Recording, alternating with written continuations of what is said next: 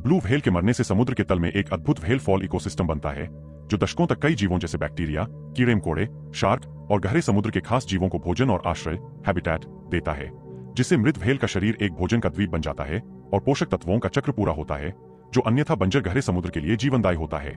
मरने के बाद क्या होता है? डूबना। व्हेल का विशाल शरीर समुद्र तल पर डूब जाता है जिसे व्हेल फॉल कहते हैं। भोजन का स्रोत। यह शव गहरे समुद्र के उन जीवों के लिए अचानक केंद्रित भोजन का स्रोत बनता है जो आमतौर पर भूखे रहते हैं। यह एक बुफे की तरह काम करता है।